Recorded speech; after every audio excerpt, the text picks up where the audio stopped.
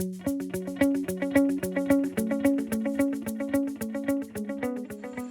guys, Abner Miranda here.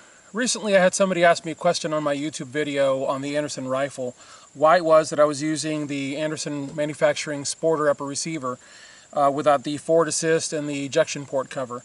And a couple of comments were made. Some people asked me also on Facebook, and it was really comical. One guy was just like totally eaten up with the fact that I said on the video that you really don't need an ejection port cover. You really don't. The reason that I chose this upper receiver initially wasn't because of the price tag. It was because of availability.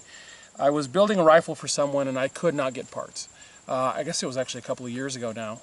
It was during that whole glut of parts being bought, like, oh, they're taking all the guns away. So I told the guy, look, I can build this for you, but I'm going to have to do it with an Anderson manufacturing upper receiver. I like them. Let's both give it a go together. Here's what's cool about it, because when I set out to do this rifle, I was after weight, not so much price tag, because an upper receiver, I mean, unless you're talking about the really Gucci billet ones, they're $50, $90. I mean, they're not bank breakers. But what's cool about this is an Anderson, tell you what, a mil-spec upper receiver is 8.5 ounces. Okay, that's with an ejection port cover with a forward assist. That's just a stripped upper. The Anderson manufacturing upper receiver without the ejection port cover and forward assist is 6.5, 2 ounces. Now 2 ounces doesn't sound like a lot, but trust me guys, 2 ounces here, a fraction of an ounce there, another ounce over here, and you can take a rifle like this and get it down. This rifle, as you see it, is, I think it's like 5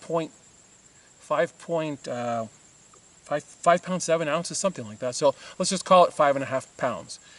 And understand, when I say that, I'm talking about backup sights, light and optic. Finished. I ended up with a very light rifle, number one. But the issue that people are taking with the upper receiver is, I guess somehow the price tag bothers them.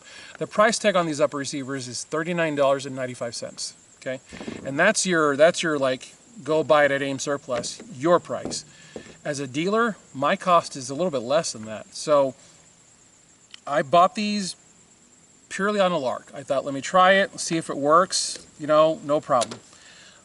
I bought it. This is, I think, the 4th rifle that I've built with these. They build straight as an arrow. When the rifle gets hot, when the rifle gets cold, there is very little zero shift, because remember, your barrel is attached to your upper, and if your upper is not built right, things are going to move on you.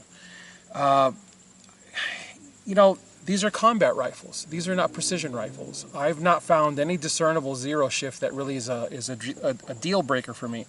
Some of the things that people have issues with is the fact that these have no T markings. For those of you who are new to this industry, T marking simply means top markings, just like there are L markings, R markings, and B markings. T markings, for those that don't know, have to do with a rifle that might need to be mission configured. So if you're going to be doing a long range mission, you would take off your mini red dot sight, you'd put on a magnified scope, and you would remember on the bottom of the scope you would take a paint pen and you would write, like T12 or whatever. And you would remember that the front lug goes here, you slide it in, you lock it in place, you're good to go. So if you're in a job that requires that you go in and out of different configurations on your rifle, then yeah, this is probably not going to be the one for you. But for those of you who don't have any intention of reconfiguring your rifle a bunch of different ways, this is an option for you. The other complaint that people have is the dry coat lube that's baked onto the inside of a mil-spec upper receiver, and it's supposed to be some kind of like, Uber Ninja lube that's part of the upper receiver, blah, blah, blah, blah. What I can tell you is about 250 rounds into a mil-spec rifle, that dry coat lube is gone on the 4 bearing surfaces, 2 on the top, 2 on the bottom, that your bolt carrier group slides back and forth on. What you end up with at about 250 rounds is 4 black little strips where all that dry coat lube has been sloughed off from the constant friction. So once again, that goes out the window.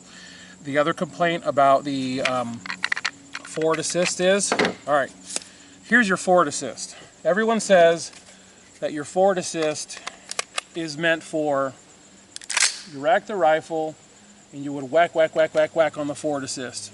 Yeah, that's right. But guess what? The original forward assist was that little detent right there in the bolt carrier group. So basically, you would push forward. If your rifle doesn't go into battery and you can't push it forward with thumb power, you sure as heck don't need to be hammering on a forward assist. What you're going to end up doing is you're going to end up making a bad problem really, really, really bad. So forward assist out the window. Now this is the really big controversial one. The ejection port cover. Some guy on YouTube almost lost it. I think I had to block the guy. He completely went ballistic on me. I'm not quite sure why this draws so much passion from people. Folks, the ejection port cover is doing bupkis for you. When is the ejection port cover closed? When the rifle is sitting, right? You close it when the rifle is being carried around. Well, here's the funny thing. Here's a little slice of reality for you. The reason I just said here's the funny thing is the gap between this rifle is actually a lot less than most other rifles out there. This is a Ballistic Advantage lower receiver, and you know, maybe it's because Aero Precision, the company that makes it for them, has really nice tolerances, and the Anderson manufacturing upper, I don't know, but the point is the gap between my upper and my lower receiver is minimal. What you can't really see and what the camera can't pick up is the contact between the bolt carrier group and the inside of that upper receiver is extremely tight. It is just as tight, if not tighter than the ejection port cover being closed, because remember, the ejection port cover, once it's closed, it has just a little bit of movement between the contact surface of the upper receiver. Not to mention this opening right here, where the upper and the lower meet. There's a bunch of junk getting in there all the time, and there's a huge gap. You can't see it, but there's a, when I say huge, I mean huge in the world of grit particles, sand particles. This is a gigantic open door for junk to get into your gun or down the muzzle. Your ejection port cover is nothing but eyewash. It's there to make you feel better. It's there to get the big junk, to keep the big junk from getting in your rifle. But you know what? The big junk is not the problem, because if it were, when you do injured shooter training and your rifle ends up on the ground while you're trying to figure out how in the heck you're going to clear a malfunction with one hand, and I'm telling you guys, fact, I've watched guys, including myself, dragging our rifles through dirt, grit, gravel, sand.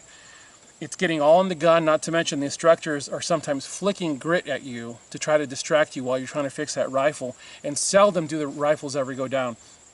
The ejection port cover is just not a necessary piece of gear. It's just not. So anyways, for those of you who are considering a build and you want to save money, this is a great way to do it, because at $39.95 this upper receiver is ready to go. And like I said, this is about the 4th rifle that I've built with them.